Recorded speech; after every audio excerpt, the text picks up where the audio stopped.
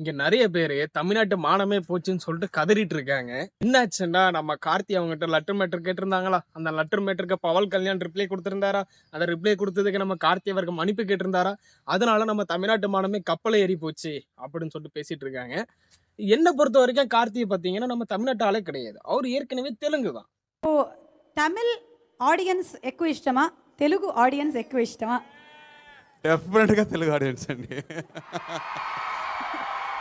அவருக்கு வந்து தெலுங்கு ஆடியன்ஸ் தான் பிடிக்கும். அதனால தமிழ்நாட்டு மனம் கப்பல் ஏறல. அவங்க ஒரு சண்டை அவங்க போட்டுட்டு இருக்காங்க. ఒక్కొక్క సీన్‌కి ఒక్కొక్క ఫ్రేమ్‌కు క్లాప్ ఇస్తారు. అంత క్లాప్స్ నాకు తమిళ్‌లో రాలేదు. ఇదే ఫస్ట్ టైం నేను చూసాను. సో డెఫినెట్‌గా Telugu audience. Welcome back to the another video. நம்ம இன்னைக்கு என்ன பார்க்க போறோம்னா பவன் கல்யாண் அதுக்கப்புறம் நம்ம கார்த்தி அந்த மேட்டரை பத்தி தான் கொஞ்சம் ஃபன்னா பார்க்கலாம். அதுக்கு முன்னாடி நம்ம சேனலுக்கு புதுசாக இருந்தீங்கன்னா கண்டிப்பாக சப்ஸ்கிரைப் பண்ணிடுங்க. வாங்க வீடியோக்குள்ள போகலாம்.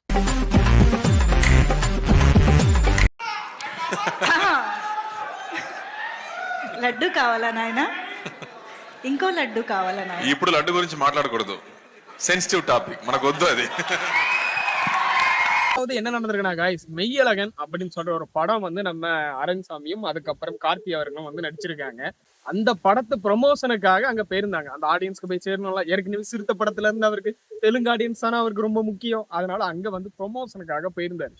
ப்ரொமோஷனுக்கு போனதுல அங்க இருக்க ஆங்கர் வந்து கேட்கறாங்க, அந்த லட்டுவை பத்தி கேட்கறாங்க, இந்த லட்டு பிடிக்குமா அந்த லட்டு பிடிக்குமா அப்படின்னு சொல்லிட்டு. அப்ப கார்த்தி அவர்கள் என்ன சொல்றாங்கன்னா, இது வந்து சென்சிட்டிவான பிரச்சனை வந்து, அதனால வந்து நம்ம அதை பத்தி வேணாம், அந்த கொஸ்டினை வந்து வேணான்னு சொல்லிட்டு தவிர்க்கிறாங்க.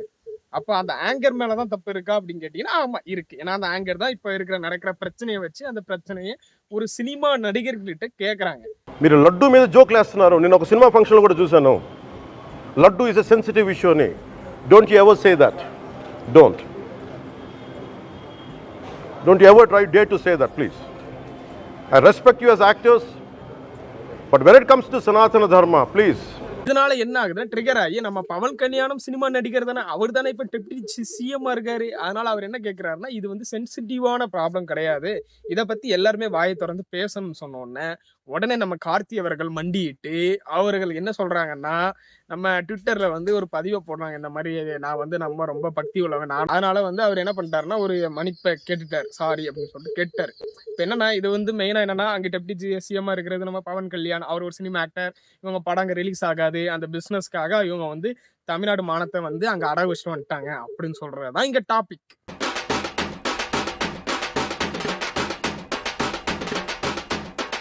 கைஸ், உங்ககிட்ட வந்து பணம்லாம் அதிகமா இருக்குன்னா நீங்க என்ன தெரியுமா பண்ணலாம், ஒரு படம் எடுங்க, அண்ணன் வந்து தம்பியை வச்சு ஒரு படம் எடுங்க, அந்த படத்தை கொண்டு அதர் ஸ்டேட்டுக்கு கொண்டு போங்க, அங்க போய் அசிங்கப்பட்டுட்டு பிசினஸ்க்காக மன்னிப்பு கேட்டு மண்டிட்டு வரலாம்.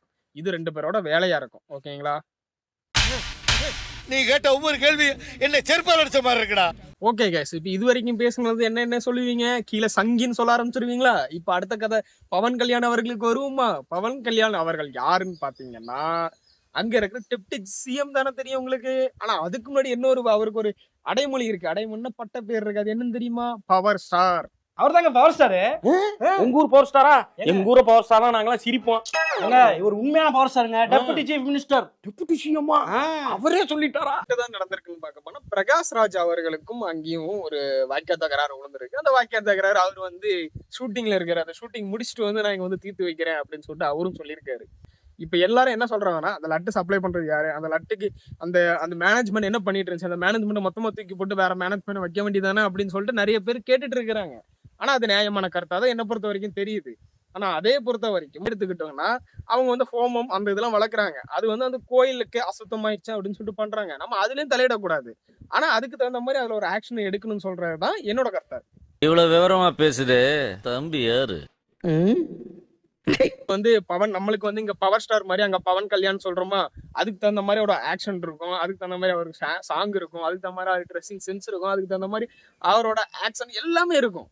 கடைசியா சொல்ல வர்றது என்னன்னா, இப்ப நம்ம தமிழ்நாடு மானம் போச்சுன்னு சொல்லிட்டு நிக்கிறீங்க பாத்தீங்களா, தமிழ்நாடு மானம் போகவே இல்லை. அது அவங்க கார்த்தி அவர்களுக்கும் அங்க பவன் கல்யாணம் அவர்களுக்கும் அவங்க ஸ்டேட்ல நடக்கிற ஒரு பிரச்சனை. அதனால நம்ம அதுக்குள்ள போக வேணாம். ஏன்னா அவருக்கு நம்ம ஆடியன்ஸ் தேவையில்லை. இதுக்கும் சப்போர்ட் பண்ணிட்டு வரீங்க. அவர் வந்து ஒரு பிசினஸ்க்காக பண்ணிட்டு வந்தாருடா.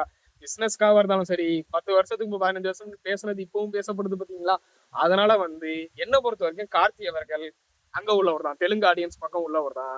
அதனால நம்ம வந்து நம்ம பெருசா ஒண்ணு நம்ம மானம் போச்சுன்னு இருக்க வேண்டாம். அது அவங்க பிசினஸ்க்காக அந்த படத்துக்கு வந்து மிகப்பெரிய ப்ரொமோஷனா ஆகி போச்சு. இப்ப அடுத்தது என்னன்னா guys, பரிதாபங்கள். அந்த பரிதாபங்களுக்குள்ள பாத்தீங்கன்னா பரிதாபங்கள் லட்டு பாவங்கள் அப்படின்னு சொல்லிட்டு ஒண்ணு போட்டிருந்தாங்க. ஓகேங்களா? அந்த லட்டு பாவங்கள் என்னாச்சுன்னு தெரியல. 2 மணி நேரத்துல வீடியோவை காணும். guys, நான் அது என்ன நினைச்சேன்னா, சாப்பிடும் போச்சுல அந்த யூடியூப் பாக்குற பழக்கம் இருக்கும். அந்த மாதிரி காமெடி சேனல்ல உட்காந்து நான் பார்ப்பேன். ஓகேங்களா? லட்டு பாவங்கள்னு போட்டிருந்தாங்க. சரி, நம்ம தலைவர்கள் இறக்கிட்டாங்களே, உள்ள என்னதான் பேசியிருக்காங்க அப்படின்னு சொல்லிட்டு பார்க்கணுமே இருந்தா பாவத்தை காணும். என்னடா இங்க இருந்த வண்டியா காணா?